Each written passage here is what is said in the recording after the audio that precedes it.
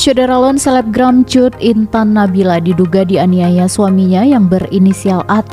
Tindak kekerasan dalam rumah tangga atau KDRT itu terekam kamera CCTV dan diunggah korban melalui akun Instagramnya @cut.intannabila. Usai video penganiayaan itu ramai di media sosial, AT disebut sempat kabur. Namun tak berselang lama, polisi dapat menangkap pelaku di sebuah hotel di Jakarta Selatan pada Selasa 13 Agustus 2024 malam. Pada Selasa malam, pihak kepolisian berhasil menangkap AT di salah satu hotel di Jakarta Selatan. Hal itu disampaikan ke Polres Bogor AKBP Rio Wahyu Anggoro. Namun, Rio belum bisa memberikan keterangan terkait kronologi tindak KDRT. Pihaknya mengaku masih memeriksa pelaku di Polres Bogor. Ayo dong. Emang ada masalah gimana?